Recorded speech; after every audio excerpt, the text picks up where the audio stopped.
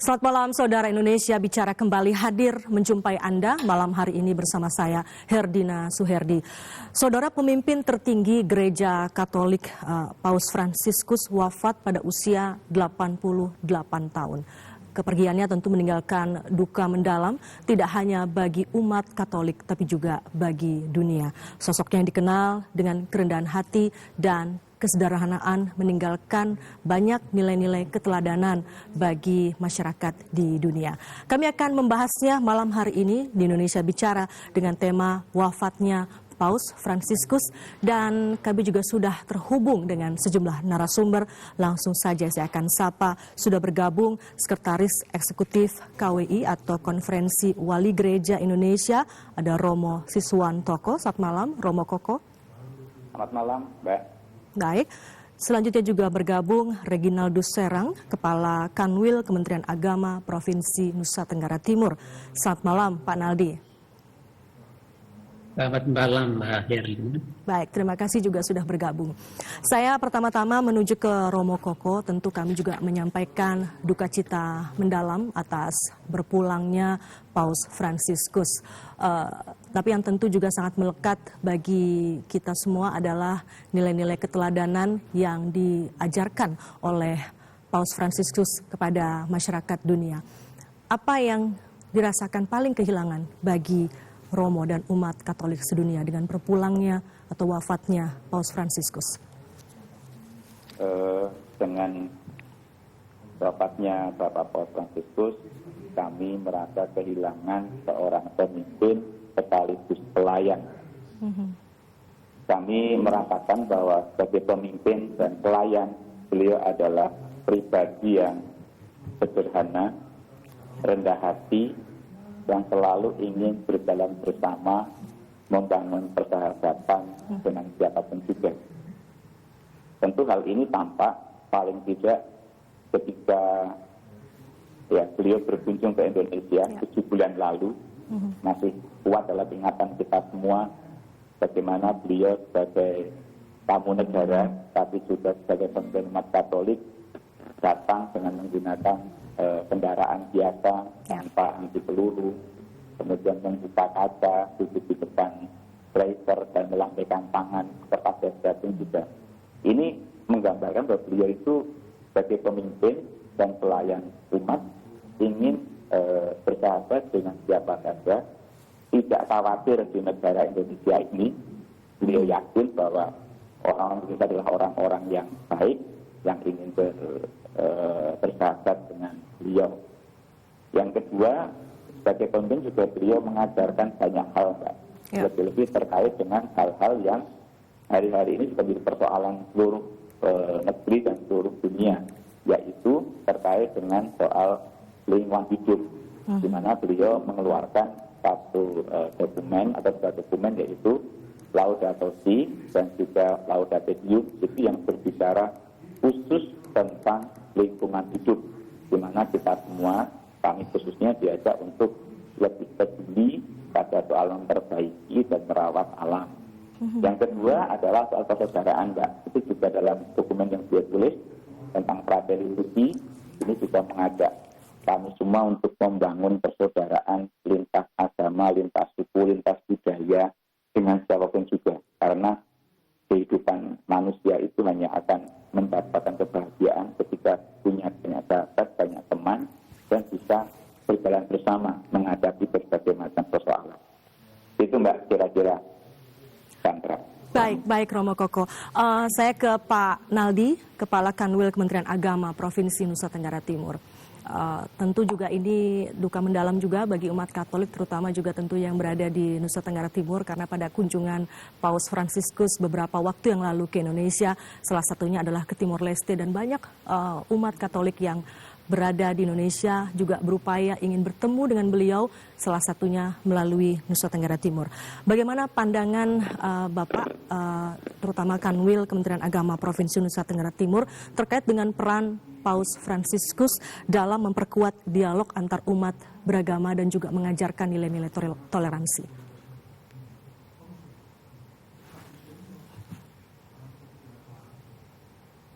Terima kasih, Mbak Herlina. Sebelum ke pertanyaan dimaksud, izinkan saya untuk menyampaikan ucapan turut berduka cita yang mendalam atas berpulangnya Bapak Suci Paus Fransiskus ke rumah Bapa di surga. Ya. Kami terus melantunkan doa dan percaya bahwa Bapa Suci telah bersama Tuhan Sang Empunya kehidupan dalam keabadian. Ya. Kami berduka dan juga menyadari bahwa Bapak Paus Fransiskus adalah seorang tokoh dan pemimpin agama yang tidak hanya menunjukkan eksistensi dan wajah gereja Katolik, tetapi juga sebagai pribadi yang merangkul, sederhana, menghargai perbedaan, dan berpihak pada nilai-nilai kemanusiaan, serta memandang hubungan antara manusia dengan makhluk ciptaan lain sebagai saudara. Ya. Mengenai peran teristimewa atas makna wafatnya Paus Fransiskus dalam memperkuat dialog antara umat beragama di NTT, kami sungguh menyadari bahwa Paus Fransiskus adalah simbol kerendahan hati yang terus mempunyai keberanian spiritual membangun jembatan lintas agama. Bagi kami di Nusa Tenggara Timur, tanah yang subur oleh kebinekaan agama, budaya, dan etnis, teladan Paus Fransiskus ini adalah sumber inspirasi dalam membangun relasi yang harmonis di tengah perbedaan. Itu mungkin Mbak Herdina. Ya, baik. Saya kembali ke Romo Koko. Nilai-nilai kesederhanaan itu juga yang kita saksikan ketika Paus Fransiskus berkunjung ke Indonesia. Di antaranya beliau tidak ingin menaiki kendaraan yang mewah begitu ya, hanya menggunakan mobil yang umumnya dipakai oleh masyarakat Indonesia. Kemudian juga itu adalah perjalanan panjang yang dilakukan oleh Paus Fransiskus ketika itu. Cukup panjang kabarnya ya, dari Vatikan kemudian ke Indonesia hingga sampai ke Papua Nugini adalah perjalanan terpanjang sebelum akhirnya beliau berpulang kali ini. Dan kepulangannya itu juga sehari setelah masyarakat ataupun umat Katolik merayakan Paskah. Kemudian ada masa berkabung yang sekarang ini sedang dilakukan ataupun sekarang sedang diterapkan begitu ya, 9 hari. Apalagi kira-kira protokol yang akan dilakukan usai berpulangnya Paus Fransiskus, Romo Koko?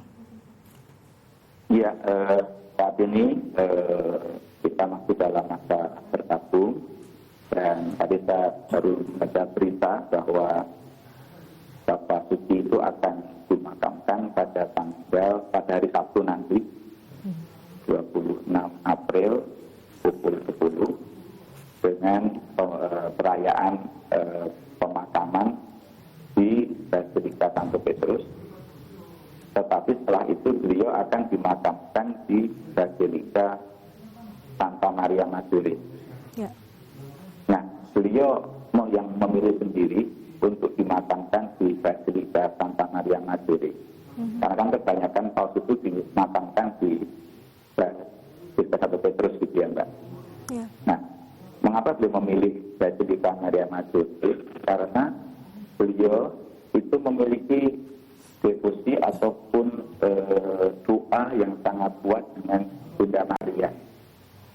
Ketika beliau mau pergi atau setelah pergi, dia pasti berdoa kepada Bunda Maria itu di Basilika Maria Maggiore itu. Sehingga karena memiliki ikatan iman yang mendalam dengan Ibu Maria, Bunda Yesus, maka beliau menginginkan untuk dimakamkan di sana.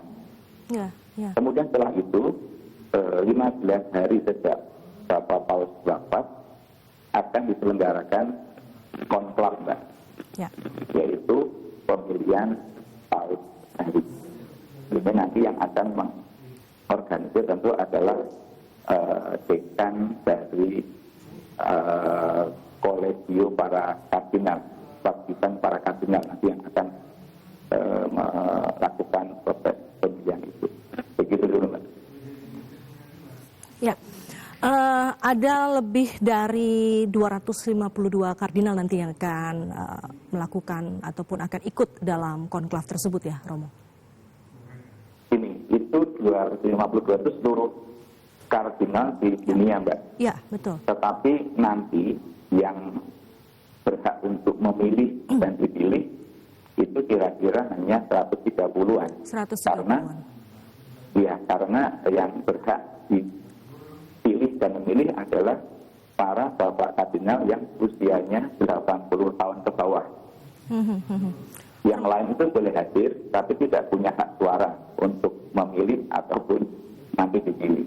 Begitu, Mbak. Ya, termasuk diantaranya adalah Uskup Agung Jakarta, Kardinal Ignatius Suharyo ya, Romo, yang akan juga... Iya, betul. Salah satunya adalah Bapak Kardinal Ignatius Suharyo yang nanti akan berangkat ke Roma untuk mengikuti konklav itu sendiri. Selain Romo Ignatius Suharyo dari Indonesia, apakah ada yang lain? Untuk melayat, itu tentu Ketua KWI, Monsinyur Antonius Sugianto Benyamin, berencana untuk berangkat lebih dulu pada hari Kamis nanti akan berangkat ke Vatikan untuk mengikuti prosesi pemakaman Bapak Suci. Itu informasi yang saya dapatkan. Baik. Selain Ketua KWI, dari pemerintah Indonesia sendiri juga apakah akan ada yang turut serta dalam upacara pemakaman tersebut? Turut hadir? Sejauh ini kami dari KWI belum dapat informasi apakah ada pihak pemerintah Indonesia yang akan menghadiri pemakaman Bapak Suci. Tapi yang mungkin pasti ada Bapak Duta Besar Indonesia untuk Vatikan itu mungkin Bapak Trias Guntahyono. Pak Trias ya. Baik. Selain itu masa berkabung yang ditetapkan adalah 9 hari. Demikian juga dengan di Indonesia berarti ya, Romo Koko? Iya, jadi kita mengikuti masa bergabung dari Vatikan.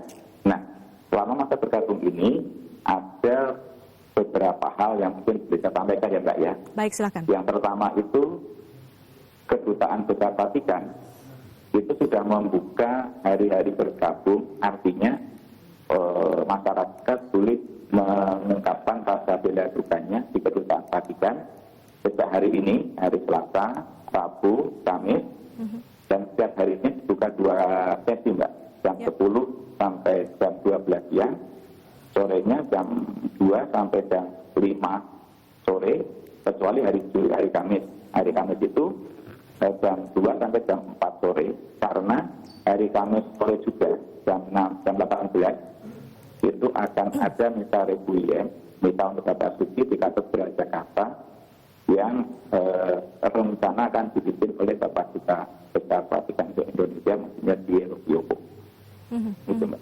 Baik. Nanti kita akan lanjutkan lagi perbincangan ini bersama dengan Romo Koko dan juga Bapak Reginaldus Serang. Tapi kami harus jeda terlebih dahulu. Saudara tetaplah bersama kami. Indonesia Bicarakan kembali sesaat lagi.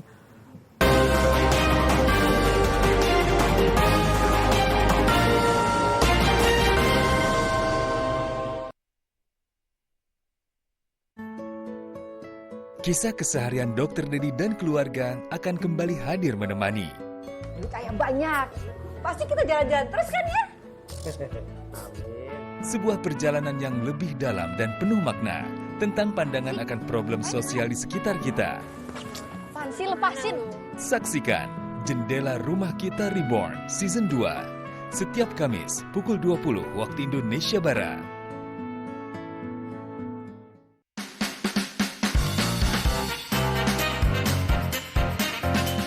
Kisah rumah kos yang dihuni oleh para pria dari berbagai suku dan latar belakang. Tapi di balik kehidupan mereka, ada Pak Mul, sang pemilik kos yang berusaha menyelamatkan kosan. Mampukah para penghuni menyelamatkan rumah kos yang telah menjadi keluarga untuk mereka? Saksikan Terima Kos Pria Baik-Baik setiap Sabtu pukul 19 waktu Indonesia Barat.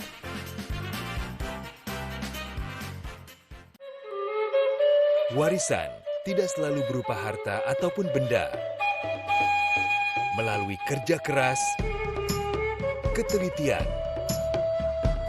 dan ketekunan, lahirlah mahakarya budaya terbaik kebanggaan bangsa.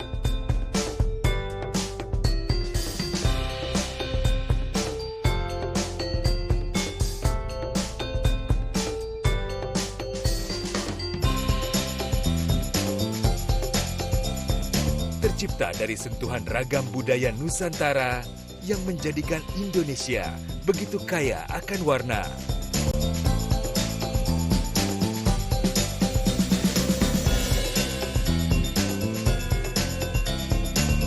Cintai Mahakarya Indonesia. Lestarikan batik, warisan budaya Indonesia.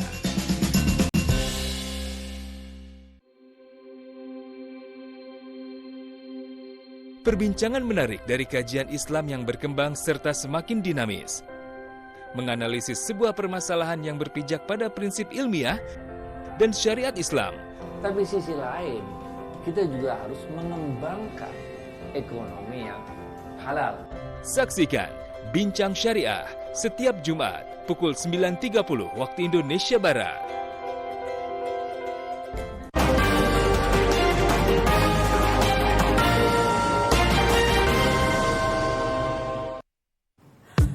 Terima kasih bersama kami di Indonesia Bicara, dan kita lanjutkan kembali perbincangan malam hari ini terkait dengan tema wafatnya Paus Fransiskus.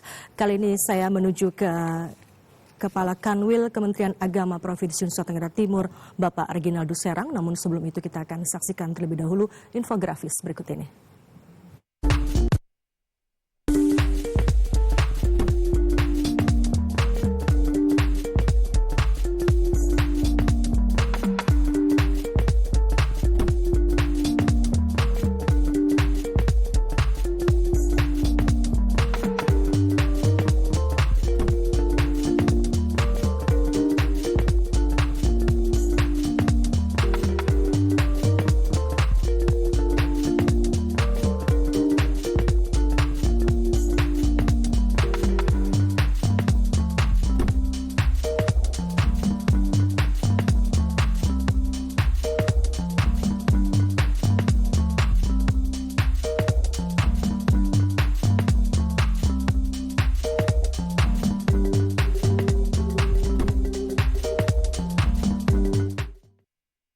Ya, langsung saja kita ke Pak Naldi. Pak Naldi, tadi kalau kita saksikan dalam infografis tadi ada satu kutipan yang sangat indah ya dari seorang Paus Fransiskus, yaitu adalah belas kasih dapat mengubah hati dan mampu memengaruhi dunia. Kita juga tahu bahwa Paus Fransiskus seringkali menyuarakan kepedulian terhadap masyarakat-masyarakat ataupun kaum yang termarginalkan gitu. Dan bagaimana Anda melihat relevansi pesan ini terutama dalam upaya penanganan masalah-masalah sosial di Indonesia, khususnya di Nusa Tenggara Timur? Baik, Mbak Herdina. Seruan Paus Fransiskus ini tentang kedamaian, keadilan sosial, dan kepedulian terhadap lingkungan dalam konteks kami di NTT itu sangat aktual.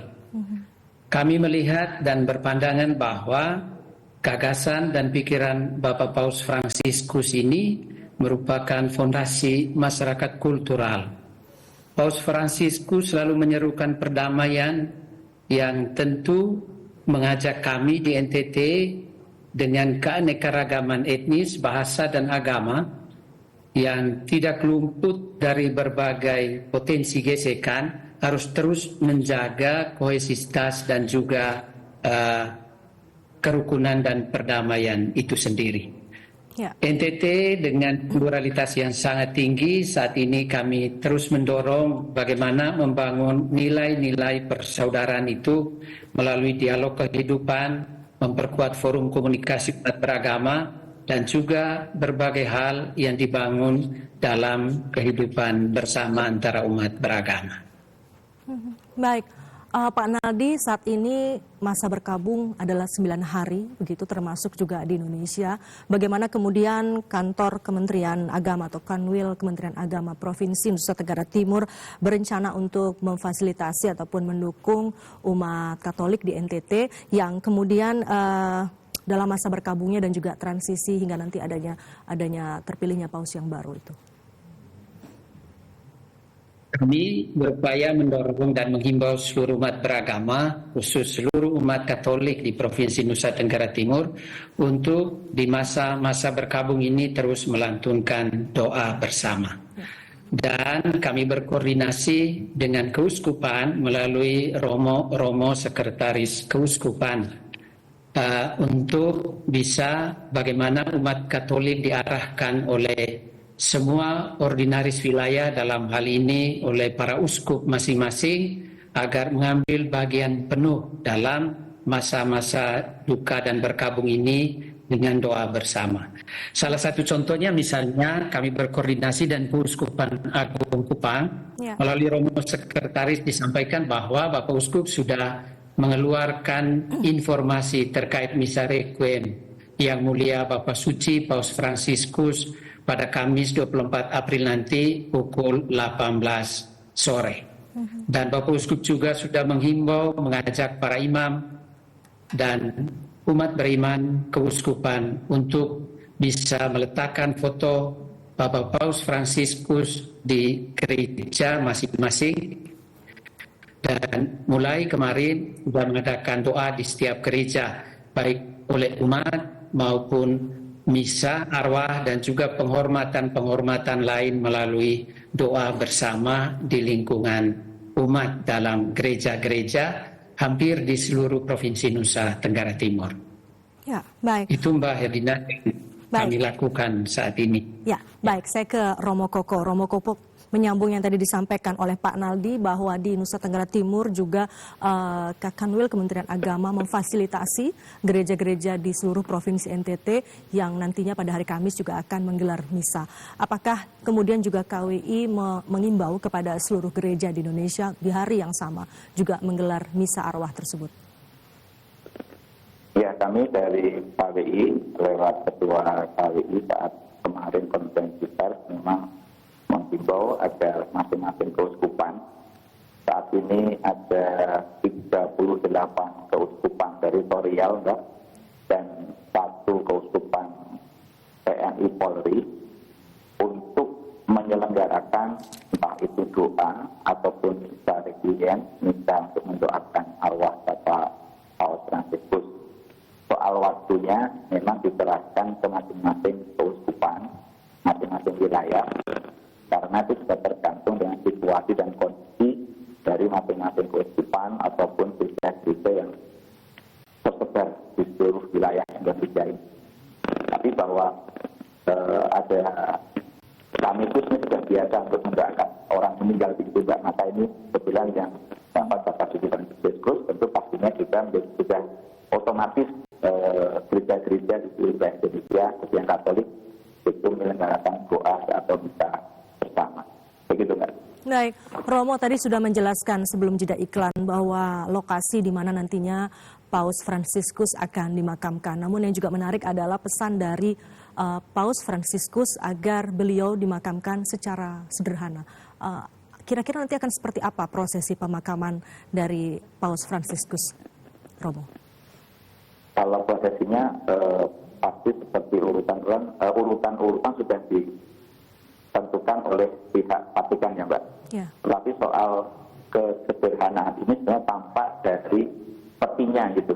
Petinya itu kan tidak ingin bahwa Paus Fransiskus menggunakan peti yang sangat mewah, yang sangat elegan begitu. Beliau ingin di peti yang sederhana dari kayu, dan itu ingin menunjukkan bahwa sejak beliau hidup sampai meninggal pun semangat kesederhanaan itu akan selalu ada, gitu ya. Jadi dalam hidupnya kita melihat bagaimana beliau sungguh sederhana sampai sejak 2013 beliau dipilih menjadi paus. Itu beliau tidak tinggal di istana kepausan, Mbak, tapi tinggal di apartemen Santa Marta. Itu adalah itu adalah kayak guest house-nya Vatikan.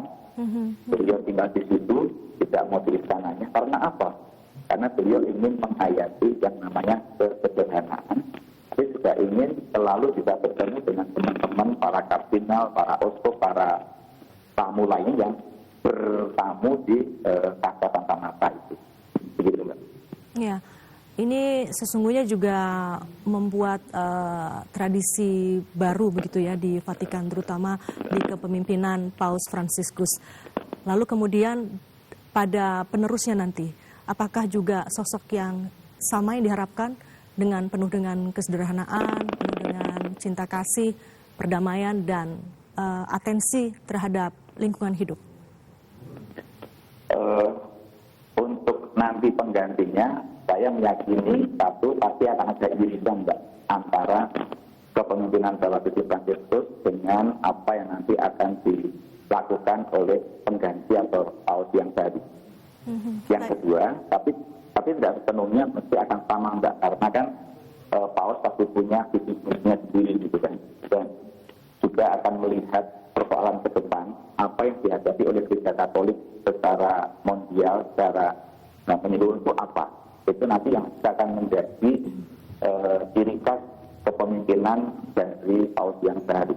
Tapi dan yakin juga hal-hal yang sudah baik yang selama ini dicontohkan oleh Bapak Suci itu pasti akan diteruskan oleh para penggantinya. Hanya kemudian pasti juga akan disesuaikan atau pola kepemimpinan, pola pelayanannya berdasarkan juga situasi zaman yang terus berkembang, terus maju bersama dengan segala tantangan dan persoalan. Gitu. Baik, tadi juga Romo sempat menjelaskan mengenai nantinya akan ada konklav begitu yang digelar dan diikuti oleh para kardinal yang tentunya memenuhi persyaratan begitu ya. Usianya kalau nggak salah tidak lebih dari 80 tahun begitu ya Romo. Dan apa mekanisme yang dilakukan pada saat konklav nantinya? Karena kabarnya para kardinal yang nantinya mengikuti itu tidak berinteraksi dengan dunia luar dan nanti baru berinteraksi ketika sudah diputuskan pengganti Paus Fransiskus. Iya, betul Mbak. Jadi para bapak kardinal itu saat sudah memasuki masa konklav memang akan di dalam tanda petik diisolasi supaya tidak berhubungan dengan dunia luar. Ya. Mengapa begitu? Karena konklav ini sebenarnya sebuah proses pemilihan paus yang didasarkan pada doa, Mbak. Jadi sebelum para bapak kardinal itu memilih menuliskan nama-nama, mereka itu masuk di Kapel Sistina dalam suasana doa. Sebelum memilih, mereka berdoa dalam suasana ini, mohon petunjuk Tuhan, mohon dibernihkan pikiran, hati, seluruh dirinya, supaya dapat memilih orang yang tepat untuk menjadi pengganti Paus Fransiskus. Nah, jadi suasana yang terbangun adalah suasana doa supaya apa yang dihasilkan itu betul-betul sesuai dengan kata kami ya, kehendak Tuhan dan juga sungguh-sungguh dapat menjawab kebutuhan gereja. Kemudian dalam konklav itu kan biasanya tuh sidangnya 2 kali, Mbak, pagi sama sore gitu ya. Nah, setiap kali selesai mereka memilih sesi pemilihan, seandainya belum terpilih maka akan ada tanda asap hitam yang akan dilihat oleh masyarakat di sebelah lapangan Santo Petrus. Tetapi kalau sudah terpilih paus baru, maka yang muncul adalah asap putih dan itu nanti akan dibarengi juga dengan bunyinya lonceng gereja Basilika Santo Petrus. Ya.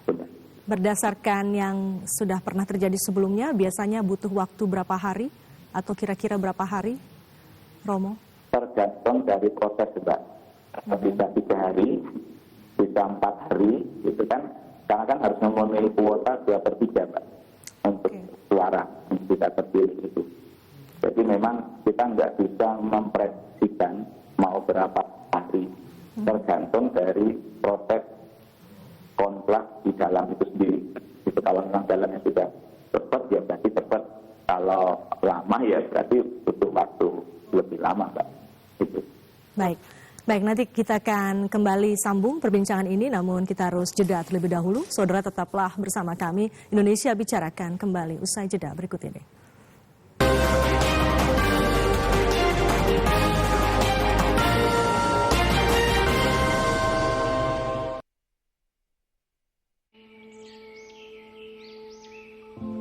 Taman Nasional Tanjung Puting.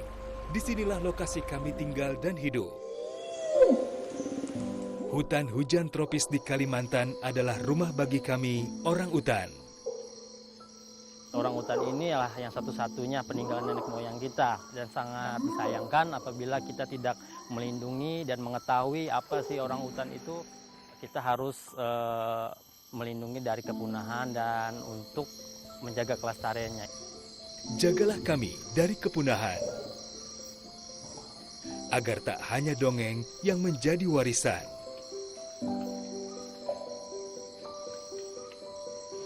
Kami juga memiliki hak hidup yang sama seperti kalian, manusia. Pelihara hutan, selamatkan orangutan dari ancaman kepunahan.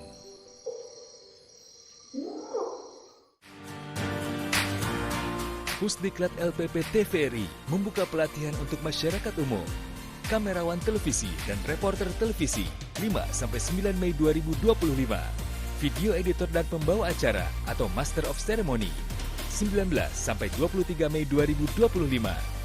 Pendaftaran dan informasi lebih lanjut dapat menghubungi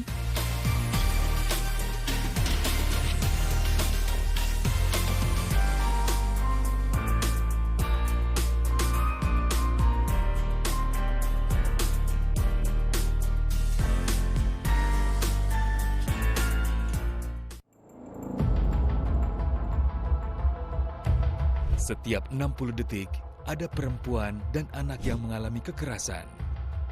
Jika dibiarkan, akan merusak masa depan mereka. Laporkan jika terjadi di sekitar Anda. Negara menjamin melalui Undang-Undang Penghapusan Kekerasan dalam Rumah Tangga dan Undang-Undang Perlindungan Anak. Akhiri kekerasan terhadap perempuan dan anak.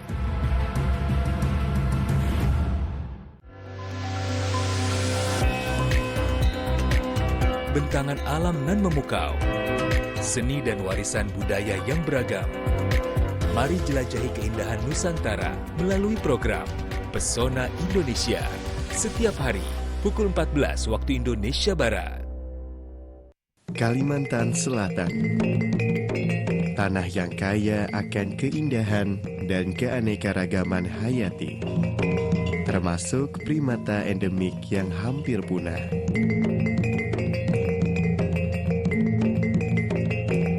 Rimbunnya hutan mangrove, hidup bekantan yang kini semakin terancam.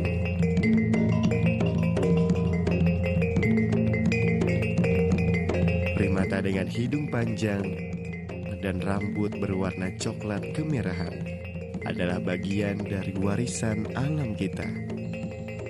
Bekantan adalah primata endemik Kalimantan yang status konservasinya saat ini terancam punah. Keberadaannya di alam sebagai penanda spesies kunci yang menjaga keseimbangan sebuah ekosistem karena perannya sebagai agen biodiversitas dan agen regenerator hutan. Melestarikan bekantan melalui pemulihan habitatnya, stop perburuan liar. Mari membangun mata rantai kepedulian bersama dengan memuliakan alam. Selamatkan bekantan, selamatkan peradaban manusia. Melalui restorasi hutan mangrove, turut membantu meningkatkan populasi bekantan yang hampir punah. Kita semua memiliki peran dalam melindungi mereka. Jangan biarkan bekantan hanya menjadi kenangan.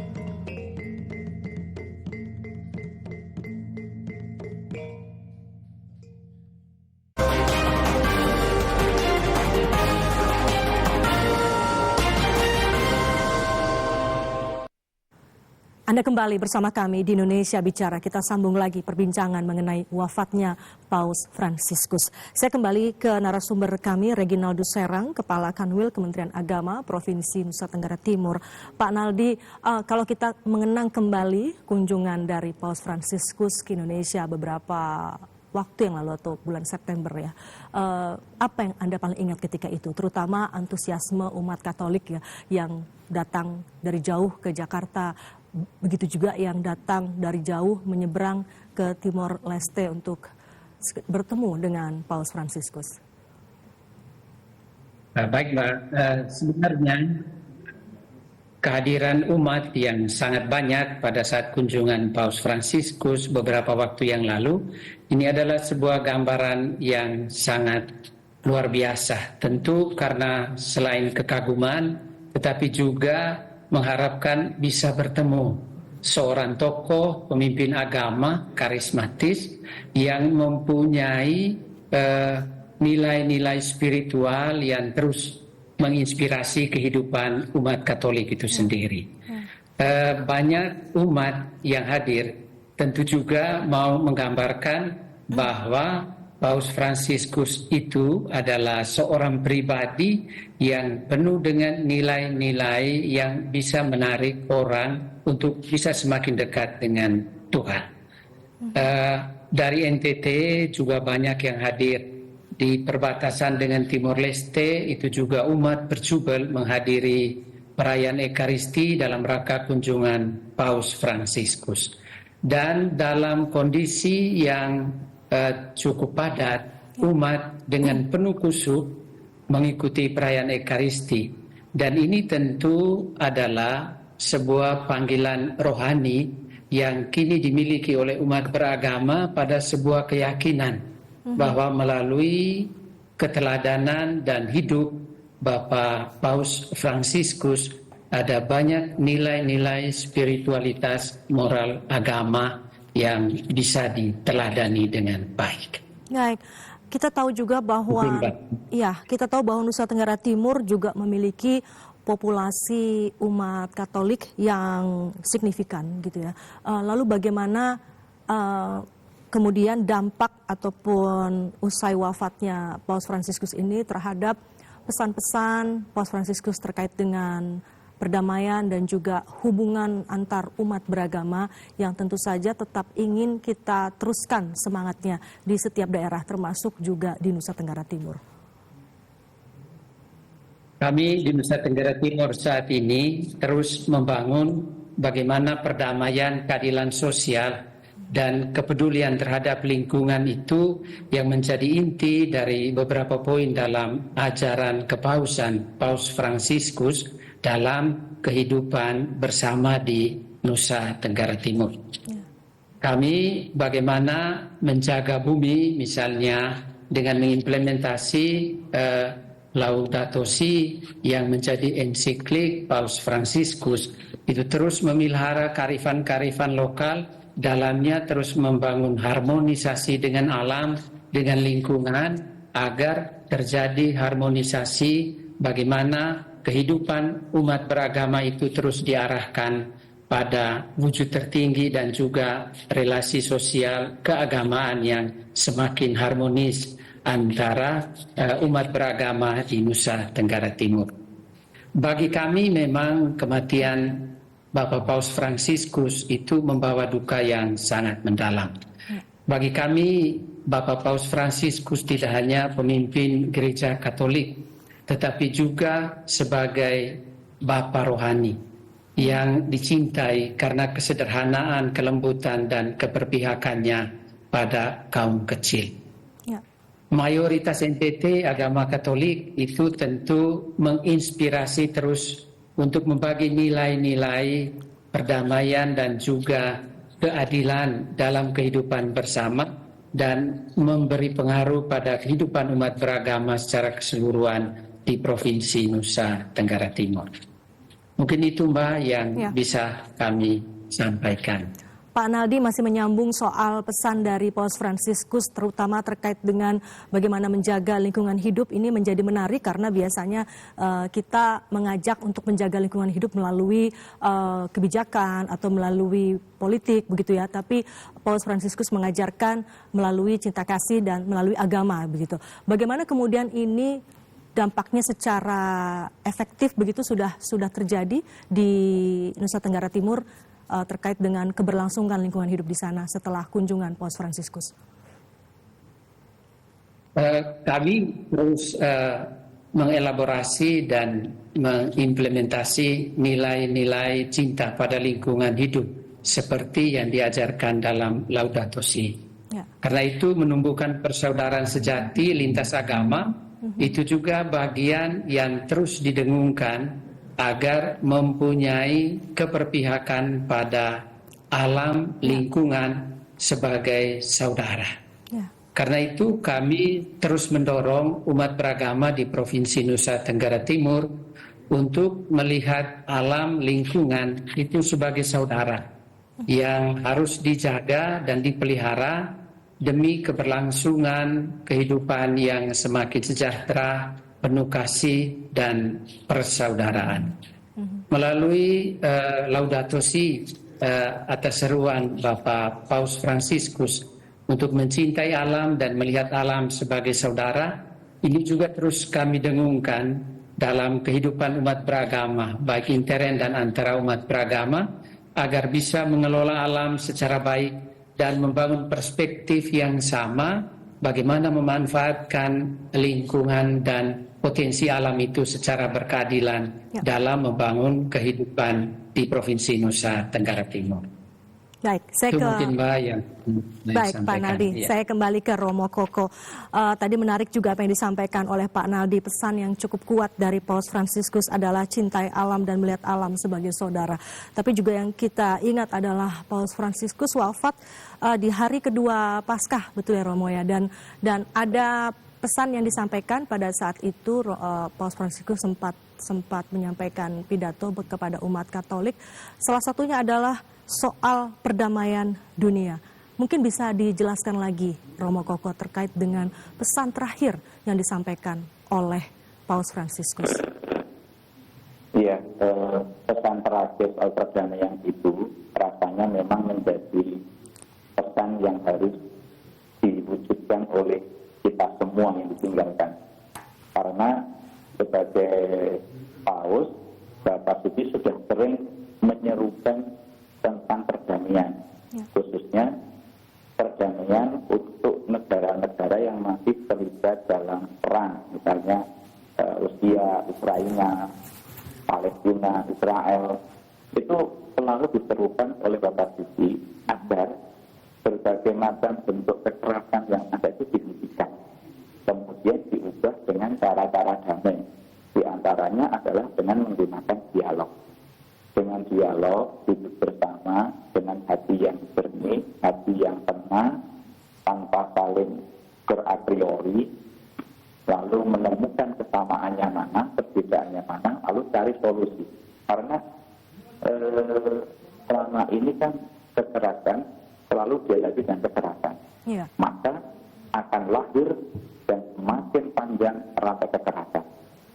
Nah, dengan pesan perdamaian dari Bapak Paus Fransiskus itu, kita semua diajak untuk memutus rantai kekerasan itu. Dengan cara apa? Dengan menggunakan akal budi, menggunakan hati untuk berdialog, menyelesaikan persoalan tidak dengan senjata, tidak dengan tenaga, tapi dengan akal budi dan hati. Nah, ini rasa menjadi panggilan siapapun umat manusia yang saat ini masih itu dalam konflik ataupun peperangan ataupun kekerasan. Gitu, Pak. Ya. Semoga pesan ini termasuk juga menggunakan hati untuk berdialog sampai ke semua hati masyarakat dunia ya begitu Romo ya, tidak hanya umat Katolik. Kita akan sambung lagi nanti perbincangan ini, tapi kita harus kembali jeda. Saudara tetaplah bersama kami. Kami akan kembali sesaat lagi.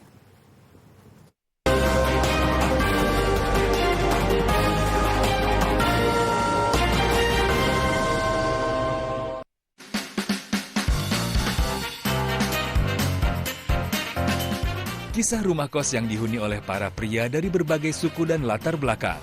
Tapi di balik kehidupan mereka, ada Pak Muar, sang pemilik kos yang berusaha menyelamatkan kosan. Mampukah para penghuni menyelamatkan rumah kos yang telah menjadi keluarga untuk mereka? Saksikan Terima Kos Pria Baik-Baik setiap Sabtu pukul 19 waktu Indonesia Barat.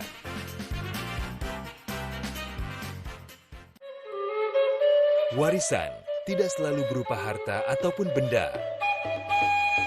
Melalui kerja keras, ketelitian, dan ketekunan, lahirlah mahakarya budaya terbaik kebanggaan bangsa.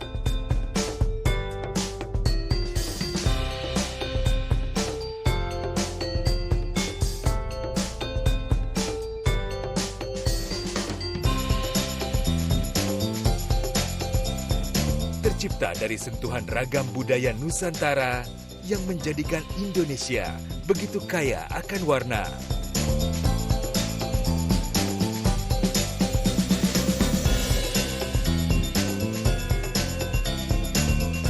Cintai Mahakarya Indonesia. Lestarikan batik, warisan budaya Indonesia. Menelaah dan menelusuri sejarah peradaban umat muslim di Indonesia. Membahas perkembangan dan penyebaran agama Islam di bumi Nusantara. Untuk dijadikan sebagai bangunan benda cagar budaya. Kemudian akan berakhir kemana? Atau kalau dalam filosofi Jawa itu sangkan paraning dumadi. Jejak Islam setiap hari pukul 4 waktu Indonesia Barat.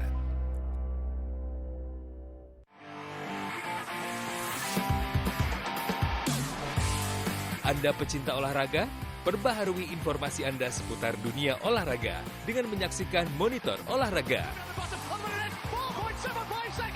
Saksikan Monitor Olahraga setiap hari pukul 00 waktu Indonesia Barat di TVRI Nasional dan TVRI Sport.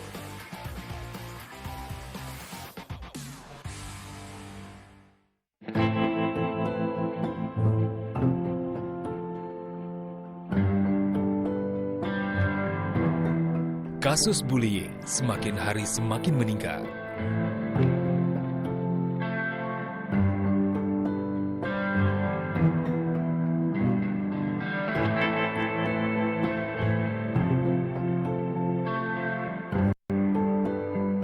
Bullying tidak hanya fisik, bisa berupa ejekan, perundungan daring, bahkan pengucilan.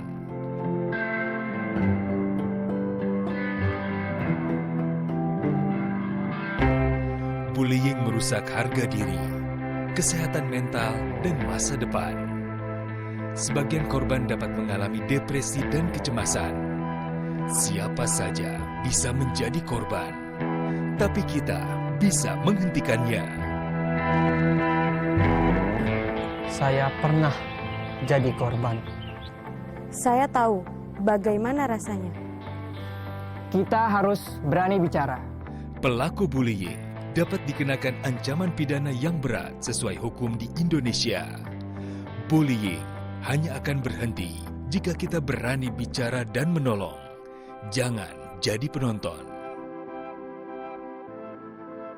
Banyak korban sudah berjatuhan. Stop perundungan, mulai dari kita.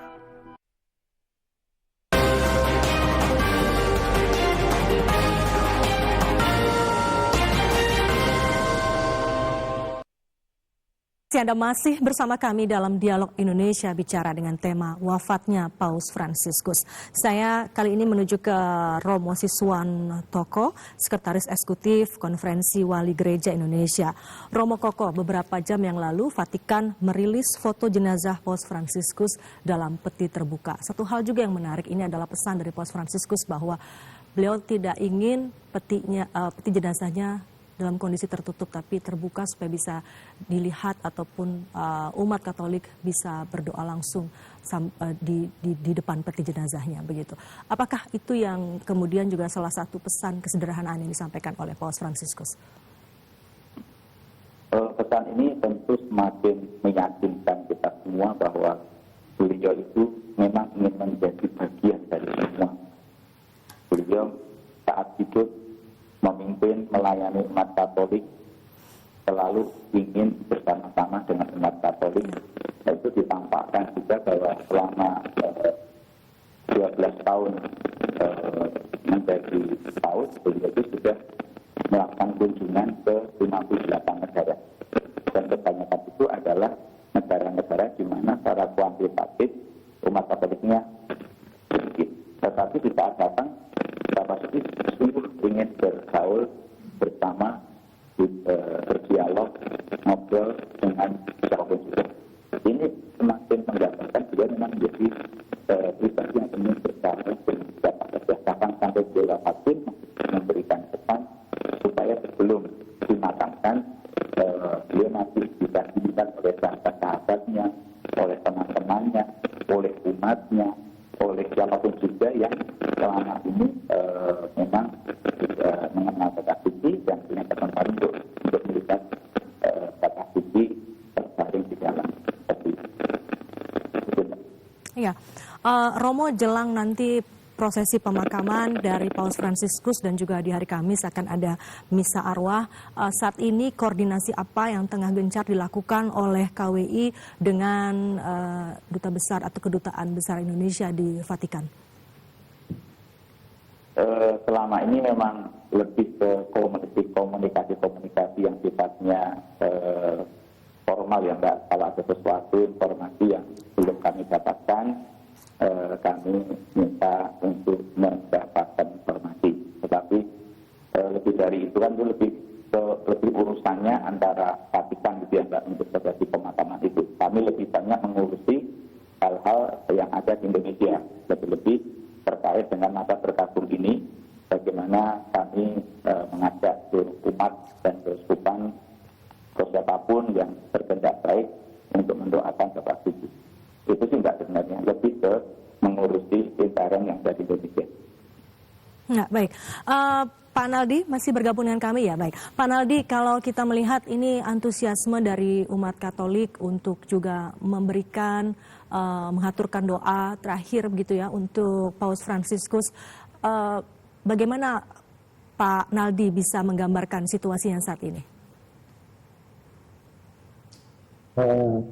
Keadaan kita saat ini, Mbak, sebenarnya ini adalah sebuah pengalaman iman, di mana penghayatan iman itu ditarik pada penghormatan pada Paus Fransiskus.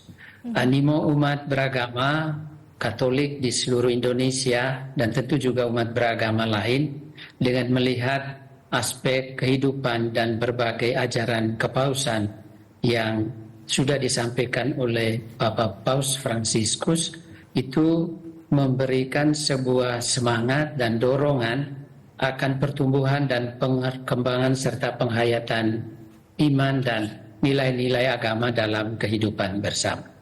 Tentu sosok Paus Fransiskus sebagai pribadi inspiratif lintas iman itu juga mendorong semua umat beragama, mungkin tidak hanya yang Katolik, untuk mengambil bagian, menyampaikan ucapan turut berduka cita, berlangsungkawa, dan juga khusus yang umat beragama Katolik melantunkan doa-doa.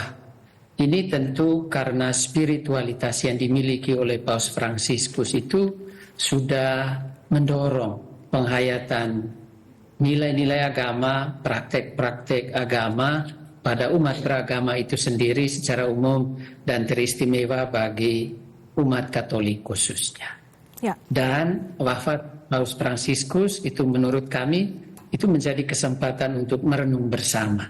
Ya. Melihat dan memandang bagaimana praktek kehidupan beragama di tengah masyarakat kita terus dihidupkan kembali dalam sosok inspiratif lintas iman Paus Fransiskus. Ya. Itu Mbak mungkin yang bisa kami sampaikan. Baik Pak Naldi, itu mungkin yang bisa dimaknai oleh masyarakat di penjuru dunia begitu ya. Terakhir saya ke Romo Koko. Romo Koko mungkin juga bisa disampaikan kepada masyarakat Indonesia khususnya juga umat Katolik terkait dengan wafatnya ataupun bagaimana memaknai wafatnya Paus Fransiskus. Kemudian juga ada pesan-pesan mungkin yang bisa disampaikan terutama menjelang prosesi pemakaman, kemudian hingga nanti konklav dan seterusnya. Ya, yang pertama tentu harapan dari kami wakil KWI adalah mari dalam masa berkabung ini kita terus memanjatkan doa-doa untuk jiwa Bapak Suci Fransiskus dan juga untuk prosesi pemakaman. Juga berdoa untuk kelancaran prosesi konklav setelah masa berkabung untuk pemilihan paus yang baru. Yang kedua, untuk peristiwa wafatnya Bapak Suci ini juga mengajak kita untuk mewujudkan, memperjuangkan apa yang sudah diajarkan oleh Bapak Suci Fransiskus, meneruskan apa yang sudah diteladankan kepada kita semua, khususnya dalam rangka membangun kehidupan yang bermartabat, hidup dalam kesederhanaan, hidup dalam keramahan, hidup dalam pengampunan. Tapi juga di saat yang sama kita juga melangkahkan kaki untuk memperluas jaringan kepercayaan kita lintas agama, lintas suku, dan juga dengan semangat yang sama kita juga turut merawat alam, lingkungan seperti yang selama ini sungguh-sungguh disuarakan oleh Bapak Franciscus.